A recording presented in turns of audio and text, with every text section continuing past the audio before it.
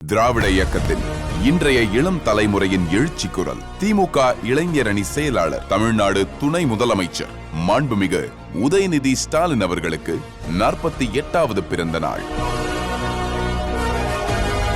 2019 நாடாளுமன்ற தேர்தலுக்கு முன் நடைபெற்ற ஊராட்சி கூட்டங்களுக்கு சென்றதிலிருந்து தீவிர அரசியலில் அடியெடுத்து வைத்த உதயநிதி ஸ்டாலின் அவர்கள் 5 ஆண்டுகளில் மக்கள் கொண்டாடும் மகத்தான ஆளுமையாகவும் கழகத்தினர் கொண்டாடும் கருத்தியல் காப்பாளராகவும் உருவாகியிருக்கிறார் என்றால் அவர் ஆற்றிய களப்பணிகளே காரணம். எவ்வளவு பொறுப்புகள் இருந்தாலும் இளைஞரணி செயலாளர், சட்டமன்ற உறுப்பினர், விளையாட்டுத்துறை அமைச்சர், துணை முதலமைச்சர், இப்படி எத்தனையோ பொறுப்புகள் இருந்தாலும் அதையெல்லாம் விட அதிகமா என்றது எப்போதுமே நான் உங்களுடைய வீட்டு பிள்ளையாக கலைஞருடைய பேரனாக இருப்பேன். 2019 நாடாளுமன்ற தேர்தலில் தொடங்கிய அவர் பிரச்சாரம் 2021 சட்டமன்ற தேர்தல், நகர்ப்புற உள்ளாட்சி தேர்தல், இடைத்தேர்தல்கள், 2024 நாடாளுமன்ற தேர்தல் என்று சுற்றிச் சுழன்று அரசியல் எதிரிகளை தவிடுபடியாக்கியது.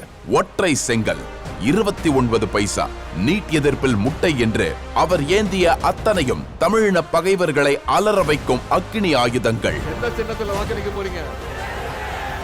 சத்தமா சொல்லுங்க. எந்த சின்னத்தை வாக்களிக்க போறீங்க? கையை காட்டி சொல்லுங்க. எந்த சின்னத்தை வாக்களிக்க போறீங்க? 2019 ஜூலை 7 இளைஞரணி செயலாளராக பொறுப்பேற்ற பிறகு அவர் ஆற்றிய எழுச்சி பணிகள் ஏராளம். பொறுப்பேற்ற சில மாதங்களிலேயே கொரோனா பெருந்தொற்று உலகத்தையே முடக்கி போட்டாலும் உதயநிதி அவர்களை முடக்க முடியவில்லை.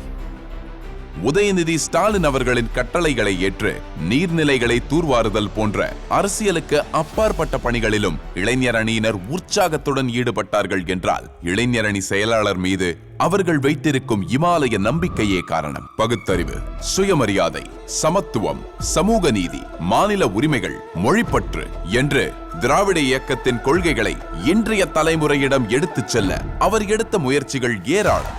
திராவிட மாடல் பயிற்சி பாசறை கூட்டங்கள், முரசொலி பாசறை பக்கம், முத்தமிழ் அறிஞர் பதிப்பகம், என் உயிரினும் மேலான பேச்சு போட்டி, சட்டமன்ற தொகுதிகள் தோறும் கலைஞர் நூலகம் என்று கொள்கைகளை பரப்புவதற்கு அடுத்தடுத்த முனைப்புகளில் ஆர்வம் காட்டுகிறார்.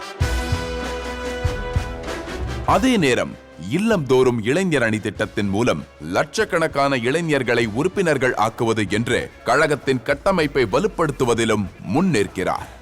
குடியுரிமை திருத்த சட்டத்துக்கு எதிரான போராட்டம், நீட்டுக்கு எதிராக உண்ணாவிரதம், கையெழுத்து இயக்கம் என்று போராட்ட களங்களில் முன்னின்று போர்ப்பரணி பாடிய உதயநிதி அவர்கள் இயற்கை பேரிடர் ஏற்படுத்திய சவால்களை வென்று இளைஞர் அணியின் 2வது மாநில மாநாட்டை சிறப்பாக நடத்தி காட்டினார் சேலத்தில்.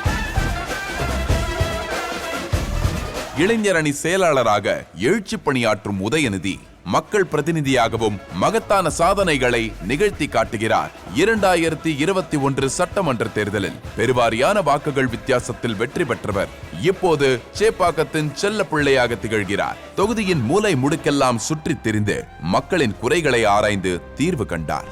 மாற்றுத்திறனாளிகளும் சென்னை மரீனா கடற்கரையின் அழகை ரசிக்க வேண்டும் என்று இவர் உருவாக்கிய மாற்றுத்திறனாளிகளுக்கான நடைபாதை மனிதாபிமானத்துக்கான மாபெரும் பாதை. இளைஞர் நலன் மற்றும் விளையாட்டு மேம்பாட்டுத்துறை அமைச்சராக பொறுப்பேற்றவர் தனது துறையில் நிகழ்த்தி காட்டிய சாதனைகள் வானம் வசப்பட வேண்டும் என்று விரும்பிய விளையாட்டு வீரர்கள் பலரின் கனவுகளை சாத்தியமாக்கின. தனியார் நிறுவனங்களின் துணையுடன் சாம்பியன் ஃபவுண்டேஷன் மூலம் எண்ணற்ற விளையாட்டு வீரர்களை ஊக்குவித்து வாய்ப்புகளை உருவாக்குவது. விளையாட்டில் ஆர்வம் உண்டு, ஆனால் விளையாட விளையாட்டு கருவிகள் இல்லை என்ற இளைஞர்களின் ஏக்கம் போக்க கலைஞர் விளையாட்டு கருவிகள் வழங்கும் திட்டம். இந்தியாவே வியந்து பார்த்த கேலோ இந்தியா இளையோருக்கான தேசிய விளையாட்டு போட்டி, இந்தியாவிலேயே முதன் முறையாக இரவு நேர ஃபார்முலா கார் பந்தயம், தமிழ்நாட்டில் முதல் முறையாக அலைசறுக்கு விளையாட்டு போட்டி ஆகியவற்றை நடத்துவதில் காட்டும் தீவிரம்.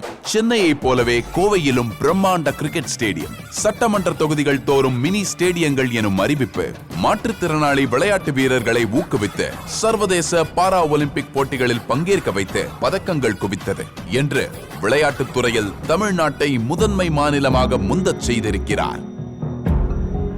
எந்த ஓர் அறிவிப்பாக இருந்தாலும், எந்த ஓர் திட்டமாக இருந்தாலும், எந்த ஓர் உயரத்துக்கு சென்றாலும் உதயநிதி ஸ்டாலின் அவர்களின் உள்ளத்தில் இருப்பது எல்லாம் திருநங்கைகள், மாற்றுத்திறனாளிகள், ஏழை எளிய அடித்தட்டு மக்களை ஓர் அங்குலமாவது உயர்த்த வேண்டும் எனும் உறுதி, புறக்கணிக்கப்பட்டவர்களின் உதட்டில் புன்னகை மலர வேண்டும் எனும் பேரன்பு மனநிலை, பொதுச் சமூகத்தில் கவனிக்கப்படாதவர்கள் மீதான கரிசனம் ஆகியவைதான். ஒட்டுமொத்த தமிழ்நாடும் உள்ளம் குவித்து உதடு குவிக்கிறது உதயநிதி அவர்களுக்கு வாழ்த்து சொல்ல. ஹாப்பி பர்த்டே உதயண்ணா, நீங்க இன்றும் என்றும் என்றென்றும் சந்தோஷமா மகிழ்ச்சியா நீடூழி வாழணும்னு நான் மனதார வாழ்த்துறேன். Tamil Nadu deputy CM Uday sir அவர்களுக்கு இனிய பிறந்தநாள் வாழ்த்துக்கள். என் சார்பும் அனைத்து விளையாட்டு வீரர்கள் சார்பும் துணை முதல்வர் திரு உதயநிதி அண்ணா அவர்களுக்கு இனிய பிறந்த நாள் நல்வாழ்த்துக்கள். அவர்களுடன் இணைந்து மாண்புமிகு தமிழ்நாடு துணை முதலமைச்சர் எங்கள் இதயம் கவர்ந்த இளைஞரணி செயலாளருக்கு இனிய பிறந்த நாள் வாழ்த்துக்கள் சொல்வதில் பெருமிதம் கொள்கிறது கழக இளைஞரணி.